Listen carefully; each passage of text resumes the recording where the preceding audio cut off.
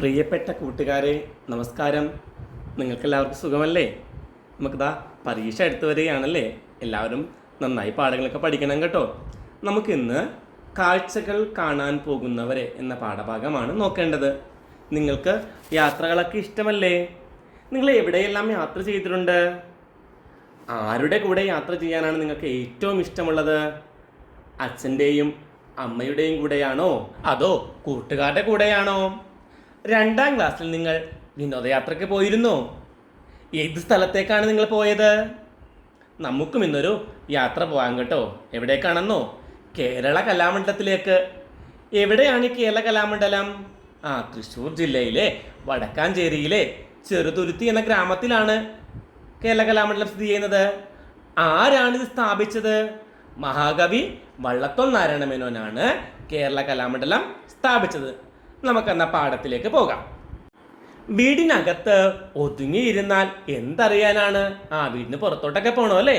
അപ്പം വീടറിയണം, നാടറിയണം, പുറത്തിറങ്ങണം. അപ്പം നമുക്ക് വീടിനെ കുറിച്ച് അറിയണം, നാടിനെ കുറിച്ച് അറിയണം. ഇതിനൊക്കെ എന്ത് ചെയ്യണം? നാടിനെ കുറിച്ച് അറിയണമെങ്കിൽ നമ്മൾ യാത്ര പോകണം അല്ലേ. അങ്ങനെ ഒരു യാത്ര നമുക്ക് നോക്കാം. ഹലോ ഗൈസ്, ഞാനിപ്പോൾ എവിടെയാണ് നിൽക്കുന്നതെന്നറിയാമോ? ഹലോ ഗൈസ്, ഞാനിപ്പോൾ എവിടെയാണ് നിൽക്കുന്നതെന്നറിയാമോ? ഇതാണ് കേരള കലാമണ്ഡലം. വരൂ എൻ്റെ കൂടെ. നോക്കൂ, ഇതാണ് മഹാകവി വള്ളത്തോളിൻ്റെ പ്രതിമ. അദ്ദേഹമാണ് കേരള കലാമണ്ഡലത്തിൻ്റെ സ്ഥാപകൻ. തൊട്ടു വടക്ക് വശത്തായി ഉയർന്ന ഒരു കൊടിമരം കാണുന്നുണ്ട്. അവിടെയാണ് കൂത്തമ്പലം. അതാ ദൂരെ നിന്ന് ചെണ്ടയുടെയും മദ്ദളത്തിൻ്റെയും ശബ്ദം കേൾക്കുന്നു. അതെ, അവിടെ കഥകളി പഠിപ്പിക്കുന്ന കളരികളാണ്. വരൂ, നമുക്ക് അങ്ങോട്ട് പോകാം. കളരികൾക്കപ്പുറം ഇനിയുമുണ്ട് ധാരാളം കാണാൻ. ഓരോന്നോരോന്നായി നമുക്ക് കാണാം. കേരള കലാമണ്ഡലത്തിൽ കഥകളി, മോഹിനിയാട്ടം, കൂടിയാട്ടം, തുള്ളൽ, പഞ്ചവാദ്യം, ഭരതനാട്യം എന്നീ കലകൾ പഠിപ്പിക്കുന്നുണ്ട്. ഗുരുകുല സമ്പ്രദായത്തിലാണ് അവിടെ ഭാരതപ്പുഴയുടെ തീരത്ത് ചെറുതുരുത്തിയിലാണ് കേരള കലാമണ്ഡലം സ്ഥിതി ചെയ്യുന്നത്. ഇവിടെ കലാമണ്ഡലം ഒരു കൽപ്പിത സർവകലാശാലയാണ്. നിങ്ങൾ തീവണ്ടി കണ്ടിട്ടുണ്ടോ? തീവണ്ടിയിൽ യാത്ര ചെയ്യാൻ ഇഷ്ടമാണോ? നിങ്ങൾ മെട്രോ ട്രെയിനിൽ യാത്ര ചെയ്തിട്ടുണ്ടോ? മെട്രോ ട്രെയിൻ എവിടെയാ ഉള്ളത്? എറണാകുളം ജില്ലയിലാണല്ലേ മെട്രോ ട്രെയിൻ ഓടുന്നത്. അപ്പോൾ നിങ്ങൾക്ക് തീവണ്ടി യാത്ര ഇഷ്ടമാണല്ലേ? ഭൂമിയിൽ താമസിക്കുന്നവരുടെ യാത്രാനുഭവമാണ് നാം നേരത്തെ പഠിച്ചത്. ഇനി നമുക്ക് ഭൂമി കാണാൻ വന്ന ചിലരുടെ യാത്രാനുഭവം വായിച്ചാലോ? ഭൂമിയിലെത്തിയ വിരുന്നുകാർ. ഡങ്കായിയും ഇങ്കായിയും ഇപ്പോൾ ഒരു തീവണ്ടിയിലാണ്. തീവണ്ടി നമ്മൾ കണ്ടല്ലേ. തീവണ്ടി എത്രയോ പേർക്ക് യാത്ര ചെയ്യാൻ വലിയൊരു വാഹനമാണ് അല്ലേ. നിരവധി ആളുകൾക്ക് യാത്ര ചെയ്യാൻ പറ്റുന്ന ഒരു വാഹനമാണ് തീവണ്ടി. അപ്പോൾ ഡങ്കായിയും ഇങ്കായിയും ഇപ്പോൾ എവിടെയാണ്? തീവണ്ടിയിലാണ്. കടപ്പുറത്ത് നിന്ന് അവർ ഒരു വഴിയിലാണ് എത്തിയത്. അതിലൂടെ കുറച്ചു നേരം നടന്നപ്പോൾ അവർക്ക് കുറുകെയുണ്ട് ഒരു വലിയ വാഹനം നീണ്ടു കിടക്കുന്നു. അപ്പൊ കടപ്പുറത്തുനിന്ന് അവർ യാത്ര ചെയ്തു വരുമ്പോൾ അവർ ചെല്ലുമ്പോൾ കണ്ടു ഒരു വലിയ വാഹനം അതാ നീണ്ടു കിടക്കുന്നു. വാഹനത്തിൽ നിറച്ചും മങ്ങിയ വെളിച്ചവും. ഇത് തീവണ്ടിയാണ്, മനുഷ്യർ യാത്ര ചെയ്യുന്ന വാഹനം. ഒരേ അകലത്തിൽ നീട്ടിയിട്ട പാളങ്ങളിലൂടെയാണ് ഇതിന്റെ യാത്ര. ഇത് റോഡിലൂടെയാണ് യാത്ര ചെയ്യുന്നത് തീവണ്ടി അല്ല. ഒരേ അകലത്തിലുള്ള നീട്ടിയിട്ട പാളങ്ങളിലൂടെയാണ് തീവണ്ടി ഓടുന്നത് അല്ലേ. ഡങ്കായി ഇങ്കായിയോട് പറഞ്ഞു. ഇപ്പൊ 2 കഥാപാത്രങ്ങളുണ്ട്. ആരൊക്കെയാണ് അവർ? ഡങ്കായിയും ഇങ്കായിയും. അപ്പോൾ ഡങ്കായി ഇങ്കായും കൂടി പറയാണ്, നമുക്കൊന്ന് കയറി നോക്കിയാലോ ഡങ്കായി. കൊള്ളാം. ഡങ്കായിക്ക് മോഹമായി. അവർക്ക് കയറാനായിട്ട് ആഗ്രഹമായി. ഭൂമിയിൽ വന്നിട്ട് മനുഷ്യർ സഞ്ചരിക്കുന്ന ഒരു വാഹനത്തിൽ കയറി നോക്കുക, രസകരം തന്നെ. തിരിച്ചു ചെന്നാൽ കൂട്ടുകാരോട് പറയാൻ ഒരു വിശേഷവുമായി, മനുഷ്യർ യാത്ര ചെയ്യുന്നൊരു വാഹനം, ആ വാഹനത്തിൽ എന്തായാലും നമുക്ക് കയറാം.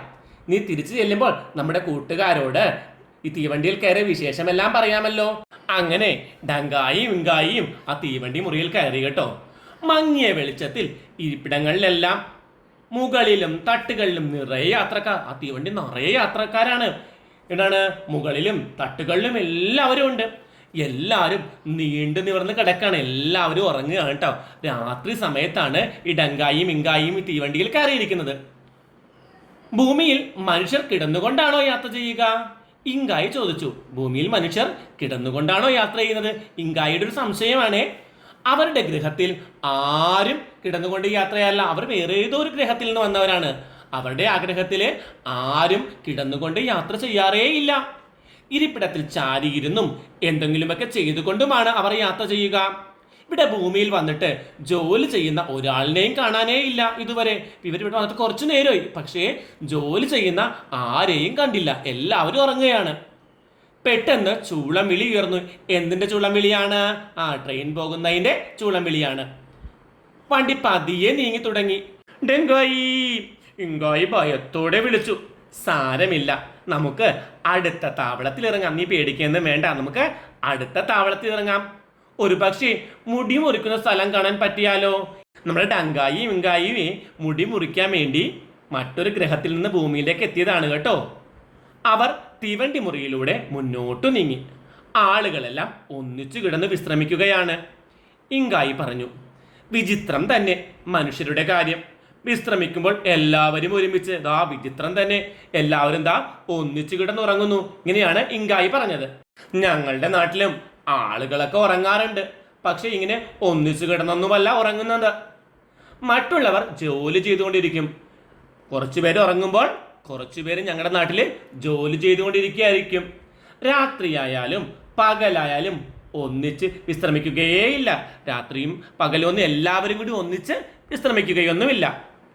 മുറിയുടെ മറ്റേ അറ്റത്ത് എത്തിയപ്പോൾ ഇരുന്ന് യാത്ര ചെയ്യുന്ന മൂന്ന് യാത്രക്കാരെ അവർ കണ്ടു. വിശ്രമിക്കാതെ ഇരിക്കുന്ന ആളുകൾ. ഡങ്കായി മന്ത്രിച്ചു. അത് വിശ്രമിക്കാതെ ഇരിക്കുന്ന 3 പേരെ കണ്ടിരിക്കുന്നു. അവർ ആ യാത്രക്കാരുടെ മുന്നിലെത്തി. 3 പേരും ധരിച്ചിരിക്കുന്നത് ഒരുപോലുള്ള വേഷം. 3 പേരും ഒരേപോലത്തെ വസ്ത്രങ്ങളാണ് ഇട്ടിരിക്കുന്നത്. തലയിൽ തൊപ്പി, അരയിൽ പട്ട, കാക്കി ഉടുപ്പ്. അപ്പൊ തലയിൽ തൊപ്പിയുണ്ട്, അരയിൽ പട്ടയുണ്ട്, പിന്നെ കാക്കി ഉടുപ്പാണ് ഇട്ടിരിക്കുന്നത്. എന്തോ ഒരു ആയുധവും ഉണ്ട് കയ്യിൽ.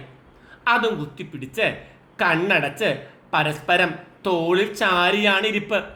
വണ്ടിയുടെ താളത്തിനൊത്ത് തലയും ഉടലും ആടി ഉലയുന്നുണ്ട്. അപ്പൊ 3 പോലീസുകാരാണ് കേട്ടോ. ആ ട്രെയിനിലെ കാവൽക്കാരാണ് അവര്.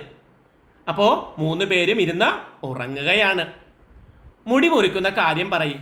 ഇങ്കായി മന്ത്രിച്ചു. ഡങ്കായി ആദ്യത്തെ യാത്രക്കാരന്റെ തോളിൽ തൊട്ടു. ചെന്ന് ഒരാളുടെ തോളിൽ തൊട്ടു. അയാൾ ചാടി എണീറ്റ് ഡങ്കായിയുടെ നേരെ തോക്ക് ചൂണ്ടി. പിന്നെ കണ്ണുകൾ തുറിച്ച് നിലവിളിച്ചുകൊണ്ടൊരു ഒറ്റ വീഴ്ച. അപ്പൊ എന്താ പറ്റിയത്? ഡങ്കായിയെ കണ്ട് പേടിച്ചു പോയി. മുടിമുറിക്കുന്ന കാര്യം പറയാൻ വേണ്ടി പോയതാണ്. പക്ഷേ ഇവരെ കണ്ട് പേടിച്ച് നിലവിളിച്ച് ഒരൊറ്റ വീഴ്ച. അപ്പോഴൊക്കെ മറ്റേ 2 പേരും ചാടി എണീറ്റു കേട്ടോ. അവർ തോക്ക് ചൂണ്ടുക കൂടി ചെയ്തില്ല, മലർന്നു വീണു. അവരുടെ കയ്യിൽ തോക്കുണ്ടായിരുന്നു, ആ തോക്കെടുത്ത് ചൂണ്ടുക പോലും ചെയ്തില്ല, പേടിച്ച് മലർന്ന് വീണു. ശബ്ദം കേട്ട് ഓടി വന്ന 2-3 യാത്രക്കാരും ഡങ്കായിയുടെയും ഇങ്കായുടെയും മുമ്പിൽ ബോധമറ്റ് വീഴുക തന്നെ ചെയ്തു. ഇത് കേട്ടിട്ട് ശബ്ദം കേട്ട് അപ്പുറത്തുനിന്ന് കുറച്ചുപേര് ഓടിയെത്തി. അവരും ഡങ്കായെയും ഇങ്കായെയും കണ്ടപ്പോൾ പേടിച്ച് നിലവിളിച്ച് ബോധം കെട്ട് വീണു. ഡങ്കായി, എന്തോ കുഴപ്പമുണ്ട്. ശരിയാ, ഇത് ആചാരമൊന്നുമല്ല തീർച്ച. അപ്പോൾ ഒരു പൊട്ടിച്ചിരി കേട്ടു. എല്ലാവരും ഇവരെ കണ്ടിട്ട് പേടിച്ച് വീഴുകയാണ്. അപ്പോഴാണ് ഒരു പൊട്ടിച്ചിരി ഇവർ കേട്ടത്, കൈ കൊട്ടുന്ന ശബ്ദവും. ഏയ് മണ്ടായി! ഏയ് മണ്ടായി എന്ന് വിളിക്കുന്ന ഒരു കുട്ടിയാണ്. ഒരു കുട്ടി വിളിക്കുകയാണ് ഏയ് മണ്ടായി എന്ന്. മുകളിലെ തട്ടിലിരുന്ന് അവൻ അതിഥികളെ നോക്കി ചിരിക്കുകയാണ്. ഡങ്കായിയും ഇങ്കായിയും ഒറ്റച്ചാട്ടത്തിന് അവന്റെ അരികിലെത്തി. ഡങ്കായി ഇങ്കായും കൂടി ഒറ്റച്ചാട്ടം കൊടുത്തു. അവരെവിടെ എത്തി? അവരെ കുട്ടിയുടെ അടുത്തെത്തി. ഞാൻ മണ്ടായി അല്ല, ഡെങ്കായി പറഞ്ഞു. ഞാനേ മണ്ടായി ഒന്നുമല്ല, ഞാൻ ഡെങ്കായിയാണ്. മണ്ടായി അല്ലെങ്കിൽ പോലീസുകാരനെ എന്തിനാണ് പേടിപ്പിച്ചത്? കുട്ടി ചോദിക്കുകയാണ് കേട്ടോ. നിങ്ങൾ എന്തിനാണ് ആ പോലീസുകാരനെ പേടിപ്പിച്ചത്? എൻ്റെ അമ്മമ്മ പറഞ്ഞിട്ടുണ്ടല്ലോ, മണ്ടായിക്ക് ഉണ്ടക്കണ്ണും വലിയ ചെവിയും വാലും ഉണ്ടാവുമെന്ന്. ചീത്ത കുട്ടികളെയും വികൃതി കാട്ടുന്നവരെയും മണ്ടായി പിടിച്ചോണ്ട് പോകുമെന്ന്. കയ്യും കാലും കൂട്ടിക്കെട്ടി കണ്ണിൽ മുളക് തേച്ച് തീക്കനിലൂടെ ഉരുട്ടുമെന്ന്. വികൃതികളെ പാഠം പഠിപ്പിക്കാനാ ഈ പോലീസുകാരെ പാഠം പഠിപ്പിക്കാൻ മണ്ടായിയെ വിളിച്ച് കാത്തിരിക്കുകയായിരുന്നു ഞാൻ. ഈ പോലീസുകാർ നല്ല വികൃതികളാണ്, അവരൊരു പാഠം പഠിപ്പിക്കണം. അതിനുവേണ്ടി മണ്ടായിയെ വിളിച്ചിട്ട് ഞാൻ കാത്തിരിക്കുകയായിരുന്നു. അപ്പോൾ ഇങ്കായി ചോദിച്ചു, എന്താ ഈ പോലീസ് കള്ളന്മാരിൽ നിന്നും കൊള്ളക്കാരിൽ നിന്നും മനുഷ്യരെ രക്ഷിക്കുന്നത് അവരാ. അപ്പൊ ഡങ്കായി പറഞ്ഞു കൊടുത്തു കേട്ടോ, കള്ളന്മാരിൽ നിന്നും കൊള്ളക്കാരിൽ നിന്നും മനുഷ്യരെ രക്ഷിക്കുന്ന കൂട്ടരാണ് ഈ പോലീസുകാര്. തീവണ്ടിയിൽ കള്ളൻ വരാതിരിക്കാനാവും അവർ ഇതിലിരിക്കുന്നത്. തീവണ്ടിയിൽ കള്ളന്മാര് വരാതിരിക്കാൻ വേണ്ടിയാണ് അവർ തീവണ്ടി കയറിയിരിക്കുന്നത്. പോലീസുകാര് എന്ത് വികൃതിയാ കാട്ടിയത്? ഇങ്കായി ചോദിച്ചു. അവര് പാവക്കുട്ടികളെ വിൽക്കാൻ വന്ന മാമനെ വണ്ടിന്ന് താഴെ തള്ളിയിറക്കി. പാവം പാവക്കുട്ടികൾ ഒക്കെ നിലത്ത് വീണു, പൊട്ടിപ്പോയി. അവറ്റകൾ നിലവിളിച്ചപ്പോൾ മാമനും ഉറക്കെ കരഞ്ഞു. ആ പോലീസുകാര് ഒരു പാവ വിൽക്കുന്ന ആളെ തീവണ്ടി കയറ്റിയില്ല, തള്ളിയിട്ടു. ആ പാവകളും നിലത്ത് വീണ് പൊട്ടിപ്പോയി. അതാണ് നമ്മുടെ കുട്ടിക്ക് സങ്കടമായത്. കുട്ടി കരയാൻ തുടങ്ങി. സാരമില്ല, ഡങ്കായി അവനെ സമാധാനിപ്പിച്ചു. എന്താ കൂട്ടുകാരൻ്റെ പേര്?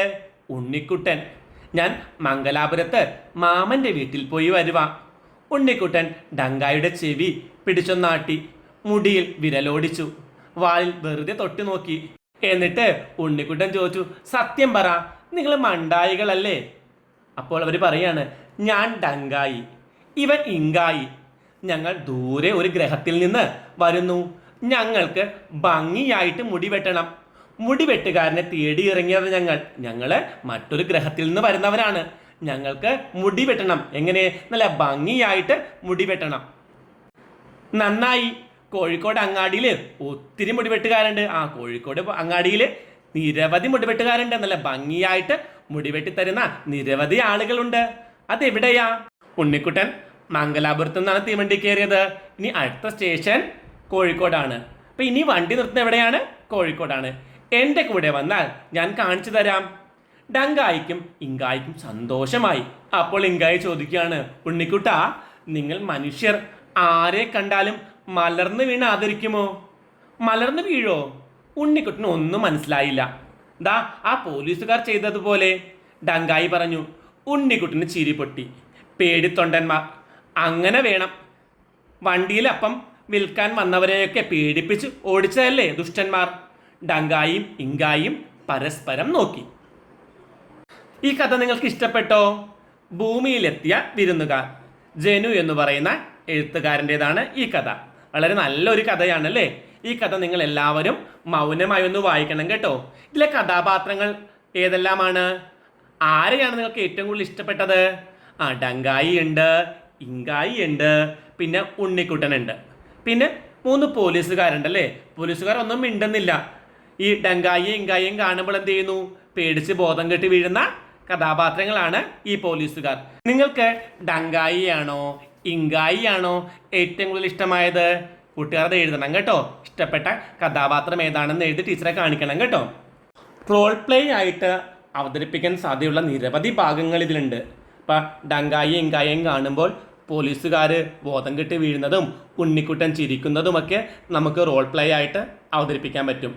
ഈ കഥ മുഴുവനായിട്ട് നമുക്ക് റോൾ പ്ലേ ആയിട്ട് ചെയ്യാൻ പറ്റും. അപ്പോൾ കൂട്ടുകാർ ഓരോ കഥാപാത്രങ്ങളായി മാറി നല്ലൊരു റോൾ പ്ലേ സ്കൂളിൽ അവതരിപ്പിക്കണം.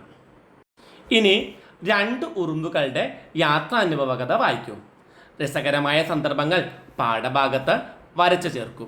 സവാരി. 2 ഉറുമ്പുകൾ ഒരു അപ്പുപ്പൻ താടിയിൽ സവാരി പോവുകയായിരുന്നു.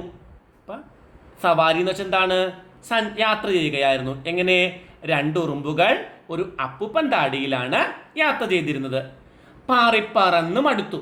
ഈ ഉറുമ്പുകൾക്ക് പാറിപ്പറന്ന് മടുത്തു. ഒന്ന് ഇറങ്ങിയാൽ മതിയായിരുന്നു. യാത്ര മതിയായി, ഒന്ന് എവിടെയെങ്കിലും ഇറങ്ങണം.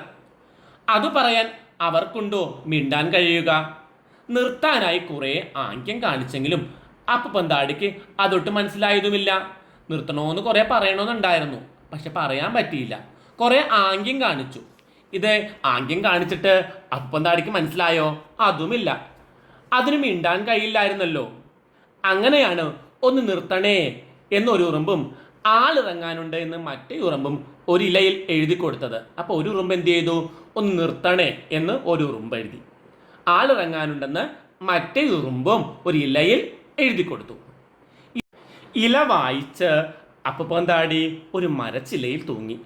പറന്ന് വഴിമാറിപ്പോയ കാര്യം ഉറുമ്പുകൾ അറിഞ്ഞത് താഴെ എത്തിയപ്പോൾ മാത്രമാണ്. ആ മരത്തിൽ നിന്ന് ഉറുമ്പുകൾ താഴെ ഇറങ്ങി നോക്കിയപ്പോഴാണ് തങ്ങളുടെ സ്ഥലമല്ല ഇതെന്നവർക്ക് മനസ്സിലായത്. ഇനി എന്തു ചെയ്യും? വന്ന വഴിക്ക് എത്രയോ പുറകോട്ട് തന്നെ പോവേണ്ടിയിരിക്കുന്നു. വന്ന ദൂരം മുഴുവനും തിരിച്ചു പോകണം. ഇനി എന്തു ചെയ്യും? അവർക്ക് വിഷമമായി. ആള് കയറാനുണ്ടെന്ന് ഒരു ഇലയിൽ എഴുതി അത് ഉയർത്തിപ്പിടിച്ചു. മറ്റൊരു അപ്പം താടിക്കായി അവർ കാത്തു നിന്നു. ഒരു ഇലയിൽ എഴുതിയിട്ട് ആള് കയറാനുണ്ടെന്നും പറഞ്ഞ് നിന്നു അവർ. പക്ഷേ ഒരു അപ്പം താടിയും ആ വഴി വന്നില്ല. അവർ കുറേ നേരം അവിടെ നിന്നു. അപ്പം ഇതാണ് സവാരി. ഇതാരാണ് എഴുതിയെന്നറിയാമോ? ഷിനോജ് രാജാണ് ഇത് എഴുതിയത്. വായിച്ചു വായിച്ചു വായിച്ചു പോകുന്ന കഥകൾ എന്ന പുസ്തകത്തിലെ ഒരു കഥയാണിത്. ഇനിയൊരു പ്രവർത്തനം ചെയ്താലോ?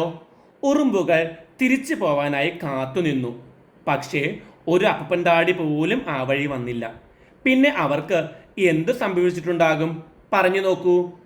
ഉറുമ്പുകൾ അപ്പൻ താടി വരുന്നതും കാത്തു കുറേ നേരം നിന്നു. ഒരു അപ്പൻ താടി പോലും ആ വഴി വന്നില്ല. ഉറുമ്പുകൾക്ക് ദാഹിച്ചു. ഒരിടത്തും വെള്ളം ഇല്ല. കുറച്ചു ദൂരം നടന്നപ്പോൾ ഒരു അരുവി കണ്ടു. അരുവിയിലേക്ക് രണ്ടുപേരും ഇറങ്ങി ആവശ്യത്തിന് വെള്ളം കുടിച്ചു.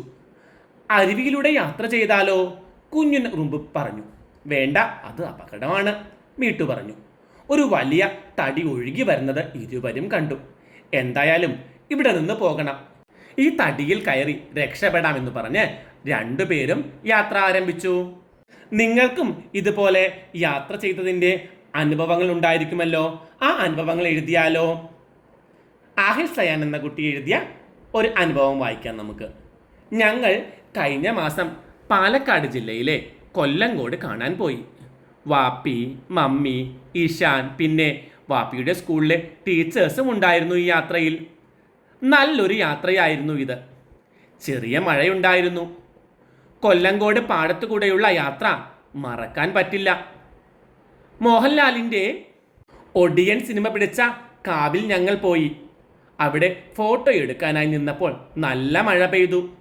കുട ചൂടിയാണ് ഫോട്ടോ എടുത്തത്. ഫോട്ടോ എടുത്ത് തിരികെ നടക്കുമ്പോൾ വാപ്പി ചെളിയിൽ തെന്നി വീണു. ഭാഗ്യത്തിന് ഒന്നും സംഭവിച്ചില്ല. കുറച്ച് ചെളിയായി. ചെളിയെല്ലാം കഴുകിക്കളഞ്ഞ് ഞങ്ങൾ പിന്നെ സീതാർ കൊണ്ട് വെള്ളച്ചാട്ടം കാണാൻ പോയി. വെള്ളത്തിലിറങ്ങി ഞാനും കുളിച്ചു. നല്ല തണുത്ത വെള്ളമായിരുന്നു. ഇതുപോലുള്ള യാത്രാനുഭവങ്ങൾ കൂട്ടുകാർക്കും ഉണ്ടാവുമല്ലോ. ഇത്തരത്തിലുള്ള അനുഭവങ്ങൾ എഴുതി ക്ലാസ്സിൽ അവതരിപ്പിക്കണം കേട്ടോ. വീഡിയോ ചെയ്യാൻ അറിയുന്ന കുട്ടികൾ വീഡിയോയും ചെയ്യണം. ഇനി നമുക്ക് ആഹിൽ സയാൻ്റെ ഹോം ടൂർ വീഡിയോ കാണാം. ഹലോ ഗൈസ്, നോക്കൂ, ഇതാണ് എൻ്റെ വീട്. എൻ്റെ വീട് ഞാൻ നിങ്ങൾക്ക് പരിചയപ്പെടുത്തി തരാം. നോക്കൂ, ഇതാണ് എൻ്റെ സൈക്കിൾ. സൈക്കിൾ കൊണ്ട് ഞാൻ ധാരാളം സ്ഥലങ്ങളിൽ പോകാറുണ്ട്. നമുക്ക് വീടിൻ്റെ ഉള്ളിലേക്ക് പോകാം. നോക്കൂ, എൻ്റെ TV, sofa, dining table, book shelf. ഇതാണ് എൻ്റെ ബെഡ്റൂം. കലണ്ടർ, അലമാരയും ഉണ്ട്. ഇത് ഫ്രിഡ്ജ്. ഇതാണ് അടുക്കള. ഇവിടെയാണ് ഭക്ഷണം പാചകം ചെയ്യുന്നത്. നമുക്ക് മോളിലേക്ക് പോകാം. നോക്കൂ, നല്ല കാഴ്ച. നമുക്ക് മോളിലേക്ക് കയറാം. ഇവിടെ നിന്ന് നോക്കിയാൽ എൻ്റെ കൃഷിത്തോട്ടം കാണാം. നമുക്ക് മുകളിലേക്ക് പോകാം. നമ്മളങ്ങനെ മുകളിലെത്തിയിരിക്കുന്നു. നമുക്ക് ബെഡ്റൂമിലേക്ക് പോകാം. ഇതാണ് എൻ്റെ ബെഡ്റൂം. നോക്കൂ, എന്ത് ഭംഗിയാ. നമുക്ക് ബെഡ്റൂമിൽ നിന്ന് പുറത്തിറങ്ങാം. ബെഡ്റൂമിൽ നിന്ന് പുറത്തിറങ്ങിയപ്പോൾ കണ്ട കാഴ്ചകൾ നോക്കൂ. പാടം, അതേപോലെ വാഴത്തോട്ടം. നമുക്ക് അടുത്ത ബെഡ്റൂമിലേക്ക് പോകാം. ഇതാണ് എൻ്റെ അടുത്ത ബെഡ്റൂം. ഇവിടുത്തെ കട്ടിൽ നിങ്ങൾ കാണത്തില്ല, അത് മാറ്റി വച്ചിരിക്കുകയാണ്. ഇത് ഞാൻ കളി റൂമായി ഇപ്പോൾ കാണുന്നു. ഇവിടെ ഞാൻ കളിക്കാറുണ്ട്. ഇവിടെ ഞാൻ പഠിക്കാൻ ഈ ടേബിളിലിരിക്കുന്നു. ഞാൻ അവിടെ നിന്ന് ഇറങ്ങിയപ്പോൾ എൻ്റെ സിറ്റൗട്ട് നോക്കൂ. തെങ്ങ്, കുളം, പാടം. എന്ത് മനോഹരമായ കാഴ്ചയാണ്. എൻ്റെ കൃഷിത്തോട്ടം ഇതാണ്. ആഹിലിൻ്റെ ഹോം ടൂർ വീഡിയോ ആണ് നിങ്ങൾ കണ്ടത്. നമുക്ക് അടുത്തൊരു ക്ലാസ്സുമായി ഉടൻ തന്നെ കാണാം. എല്ലാവരും വീഡിയോ ഇഷ്ടപ്പെട്ടെങ്കിൽ ലൈക്ക് ചെയ്യാൻ മറക്കരുത്. പുതിയൊരു വീഡിയോയുമായി കാണാം.